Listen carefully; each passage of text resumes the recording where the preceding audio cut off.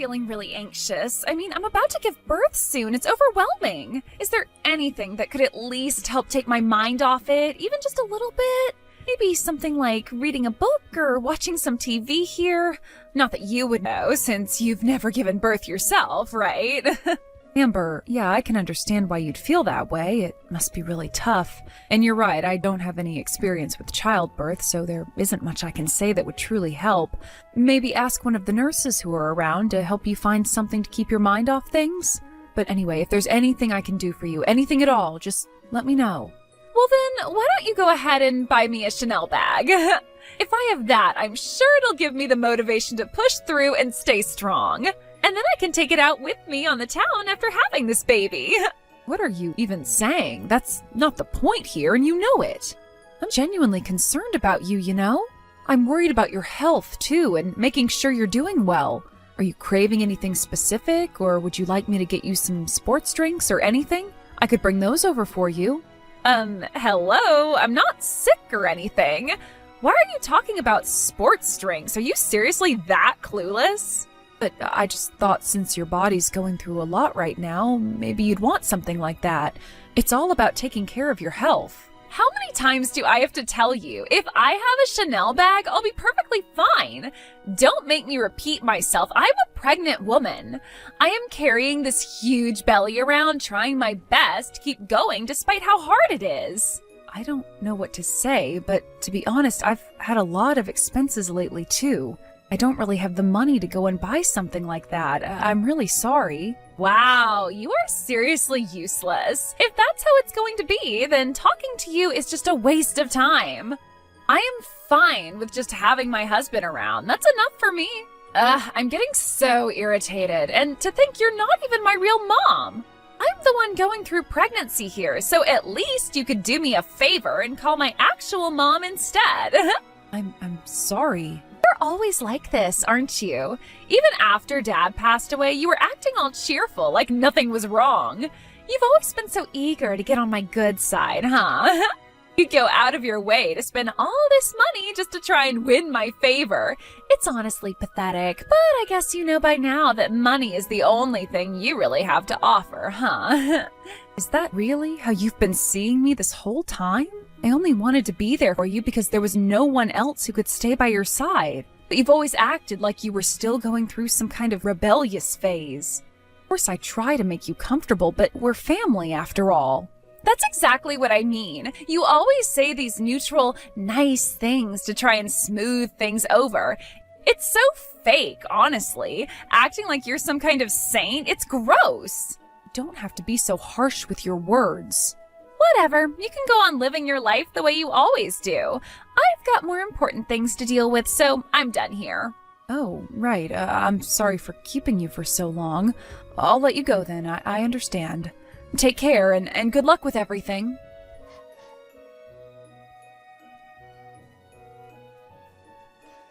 Wait, what's going on? What do you mean, get out? I just wanted to see the baby as soon as possible since they've just been born. I've been waiting all this time to meet them. Huh? Don't get ahead of yourself, all right? I don't want someone like you, a stranger, anywhere near the child I just gave birth to. Got it? What? A stranger? What are you saying? I've never thought of you as family, and frankly, I want you to get out of the hospital room. Up until now, I stayed quiet because I thought you were useful, but to be honest, you've always been so annoying.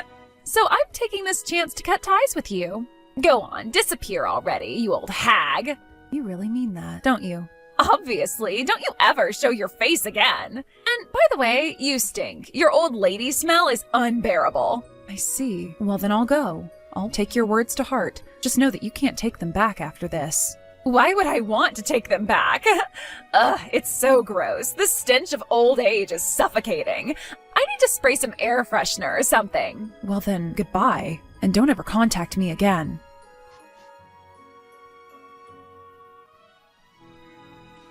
Wait, Chelsea, what happened? Where did you go?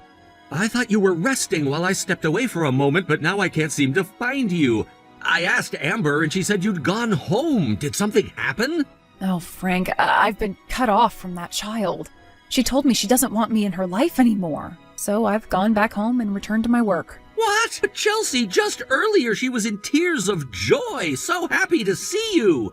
And now you're telling me she sent you home? I don't understand. What happened? Frank, I've told you before, haven't I? I'm that girl's father's second wife. I'm not her biological mother. I made sure you were aware of that. Yes, of course, you told me, but surely that's not the reason why she would... Oh, but it is. Apparently I'm nothing more than a stranger to her. She told me not to come near her child because I'm not family. And just like that, I was shown the door. She said that until now I was useful to her in some way, but now that she has no need for me, she's cutting ties. It's as simple as that. That's so unfair. It's not right at all. I agree, but there's nothing more to say.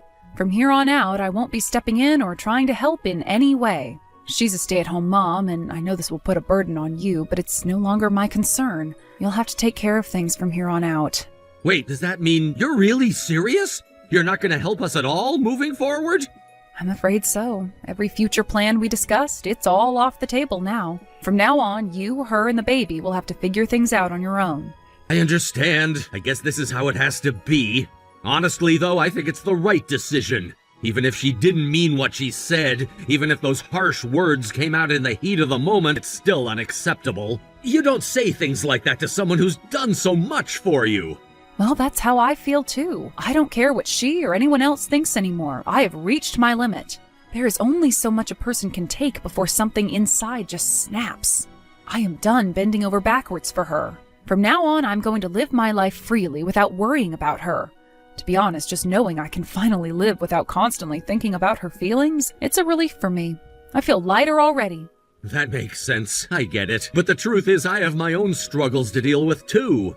There's something I need to tell you. As much as I've tried to stand by her all this time, I don't know if I can keep supporting her in the future. If things continue like this, I'm not sure how much longer I can do it. I'm sorry. Wait, what do you mean by that? Well, in any case, I guess she's no longer my daughter. I'm not going to push any responsibilities onto you either. If there's more going on, it's up to you both to figure it out. I don't want to get involved anymore. Thank you for understanding. I know it's going to be hard moving forward, but I believe you'll find a way. Just hang in there, okay?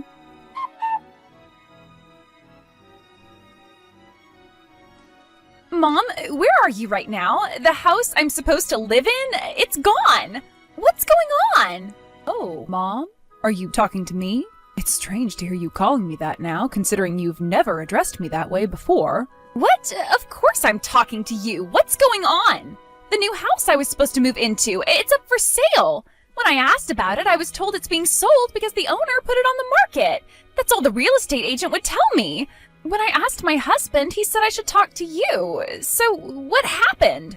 Let me make this clear. I am not your mother, but yes, I am responsible for that. I sold the house. The new house you were supposed to move into has been put up for sale. In fact, I already have interested buyers, so I'm not worried about it at all. What? I don't understand. Why? I was supposed to live there. We bought it so I could raise my baby in peace. That was the whole plan. Yes, that's what you thought, but let me ask you, who did you think was paying for that house? Wait, what do you mean? Are you saying you were the one who was supposed to pay for it, not my husband? Exactly. I was going to pay for the entire thing. Your husband doesn't make enough money to afford a house in that area. It's a beautiful home, and there's no way he could have bought it with his salary. Wait, are you serious? Yes, I am. Look, I know I'm not your biological mother, and because of that, I've always felt that I probably made things difficult for you. It's not my fault you grew up without your real mother, but it is my responsibility that I married your father knowing he had a daughter. I promised myself that I would treat you like my own daughter. Of course, I didn't really know how to do that, and I was always feeling my way around. But at the very least, I wanted to make sure you never had to worry about money. I thought that would be one way to support you. Unfortunately, it turns out that my good intentions were taken advantage of, and in the end, it all led to this. Wait, you really felt that way about me? Even though we're not blood related? Yes, exactly, because we're not blood related. I knew I could never replace your real mother, but I hoped that by being there for you, I could at least fill the gap left by her absence. So when it came to this house, I wanted to make sure you had a safe and comfortable place to raise your own child. I felt it was the least I could do, but I didn't think it was my place to boast about it, so I didn't go out of my way to tell you, hey, I'm the one buying this house for you. I thought that would be too much.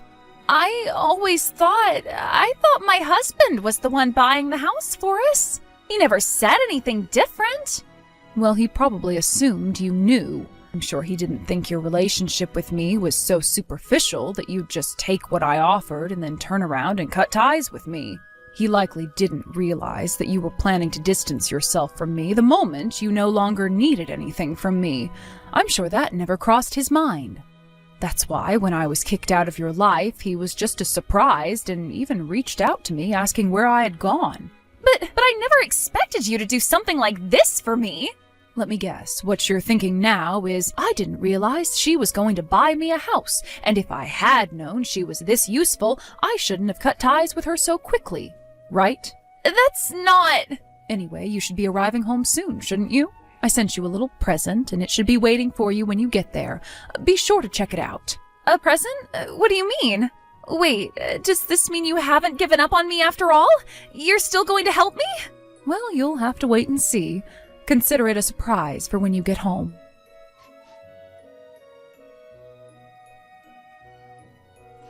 What's going on? My biological mother just showed up at my house demanding to hold the baby, yelling to be let inside. She's acting completely insane. This is terrifying. She's still outside shouting, "Do something!" Is this woman really my mother? Oh, I see you've received my little present. Yes, that woman is indeed your biological mother. Your father divorced her to escape from her and then met me. We got married afterward. Are you serious right now? Yes, absolutely. As you can see, she's not exactly stable. Your father realized that a few years after you were born. Up until then, he thought she was just a bit eccentric. He tried to be understanding, accepting of her oddities, but after you were born, things changed. She started using stress as an excuse to go to the pachinko parlors all the time, racking up debt. When she'd come home, she'd blow up in fits of rage. She neglected you, leaving your father to take care of everything while she claimed to be suffering from postpartum depression. Then she started spending her days drowning in alcohol. I had no idea. My real mother was that terrible? Your father hid it from you, but he didn't tell you any less either. He just avoided embellishing the truth to make her sound like someone she wasn't. There's no way this is real. That woman out there can't be my mother. Your father knew that if she ever found out about your life, she'd come running for money. That's why we've been keeping things hidden from her all these years. But then you're the one who insisted. You said, I'm pregnant and struggling. Couldn't you at least find my real mother? Don't you remember? I might have said something like that, but if she's like this, I really didn't need her to be found. Well, since you've severed ties with me, your stepmother, I figured I'd grant your request as a parting gift. This is impossible. If I let that woman hold my baby, she might take off with them. Why would you tell her where I live? Where else would I have sent her? It's not like you have your new house anymore. I couldn't tell her the hospital. That'd cause problems. So your current place was the only option. This is the worst situation possible. Now that she knows where I live, I'll never be able to escape her. Oh, don't worry about that. You won't be living there much longer anyway. What do you mean by that? This is my husband's rental. This has nothing to do with you. You're right, it doesn't involve me. But honestly, you've been far too cocky for too long. Even your husband is fed up. What are you talking about? What's going on? Let me ask you something. Whose child did you give birth to? Huh? What are you trying to say? The baby you just had. It's not your husband's, is it? I'm asking you, whose child is it? Of course it's my husband's. Who else would it be? Your husband suspected something. He thought you were seeing someone else behind his back. So he hired a private investigator, and guess what? It turns out you were. They gathered plenty of evidence, so there's no way you can talk your way out of this. Stop it! That's ridiculous! There's no way! There's plenty of proof. You're caught. After gathering all that evidence, he decided to take a paternity test just to be sure. And surprise, surprise, the child isn't his. You've got to be kidding me! Why would he even do that? What kind of person suspects their wife of something like that? That is so low. You're the one who's done something far lower. He found out the child wasn't his, and now he's going to divorce you. What? Wait, no! You can't be serious. Divorce over something like this, isn't that a bit extreme? We just had a baby. It's not extreme at all. That child isn't his. He has no obligation to stay with you or raise someone else's child. You betrayed him. Did you honestly think there wouldn't be consequences? But you married him, had a baby, and he was thrilled, only to find out the baby isn't even his. Can you imagine how that must have felt? Oh wait, you probably can't. You take after your biological mother, emotionally detached and completely self-centered. I was just so lonely. He was always working and I was always by myself. It was so boring. I felt abandoned. Then I heard that my favorite host had retired, so I thought, why not reconnect? We ended up sleeping together, but it wasn't like it was a big deal. A big deal? You cheated on your husband and you had another man's baby. That's not something you can brush off as no big deal. You've broken the law. You've committed adultery. You'll have to face the consequences. You quit your job right after you got married, insisting you wanted to be a full-time housewife. He worked his fingers to the bone to support you, and this is how you repay him? Betraying him like this? But I didn't have a mother growing up. I've always been lonely. And then he chose his job over me, leaving me all alone all the time. How could he not understand how lonely I was? Isn't it his fault for not keeping me happy? Then get a job. What? If you had a job, you wouldn't have had all that free time to start thinking like that. You've built this fantasy in your head that you're some tragic figure who deserves pity and can do whatever she wants because she's been dealt a tough hand in life. You've used me, you've used your husband, and you've convinced yourself that you're entitled to everything. You think the world owes you because you had it rough, right? You've got everything twisted. That's not fair. Maybe I made mistakes, but you don't have to keep rubbing it in. Just help me out with this one thing. Get me a new house. You think people who treat others poorly deserve to be treated well in return? You keep going on about how it was so unfair that you didn't have a mother, but there she is outside your door. I called her for you. Isn't that what you wanted?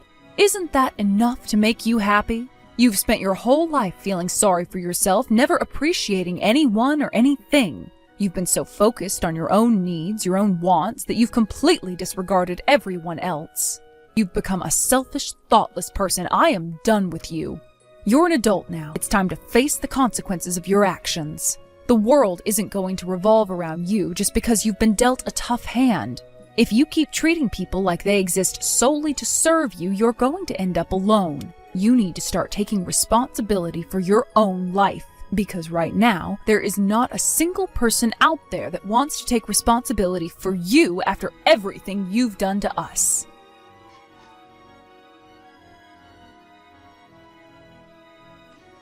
Even Amber, known for her confidence, seemed to panic in this situation and bowed her head to me, a gesture of apology that was somewhat unexpected. Her behavior was quite out of character, and I could sense the desperation in her tone as she pleaded for forgiveness. However, despite this unexpected display of humility, I couldn't overlook her past behavior towards me. The weight of her previous actions hung heavily in the air, making it clear that an apology alone could not erase the hurt I had experienced, nor could I condone her husband's outrageous actions, which had added to my distress.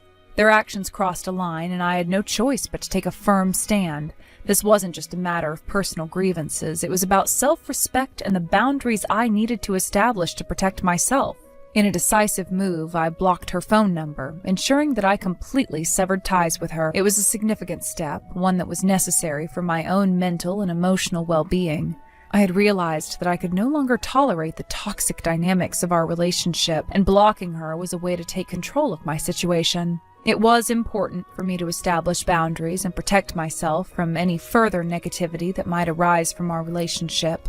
I had spent far too long accommodating Amber's needs, often at the expense of my own feelings and sanity. This was not just about Amber, it was about my well-being and mental peace.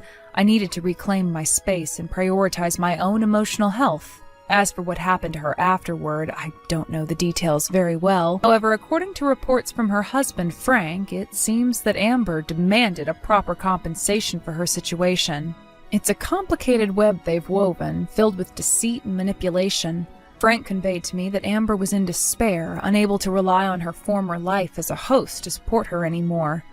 The man she had turned to for help, a former host, was no longer a viable option, leaving her feeling abandoned and hopeless. This turn of events stirred a mix of emotions within me. While I couldn't deny that Amber had experienced hardships in her life, I also couldn't ignore the reality that she had often manipulated those around her to get what she wanted. Her situation was a culmination of her own choices, and I began to understand that it is wrong to take advantage of others' kindness simply because of one's past. Life had been difficult for Amber, but that doesn't give her the right to expect others to be inherently compassionate towards her. It seems she may have finally learned a valuable lesson, that one's past hardships do not justify one's present behavior or entitlement to sympathy. As I pondered this, I realized that my own journey had led me to a similar understanding. We all have our struggles and challenges, but how we respond to them ultimately defines our character. When I think about the relationship we had, I realize that it was marred by manipulation and an unhealthy dynamic. Amber's tendency to exploit the goodwill of others became painfully apparent, and I often found myself on the receiving end of her demands and expectations. It was as if she had taken my kindness for granted, expecting me to always be there to support her without considering the toll it was taking on me.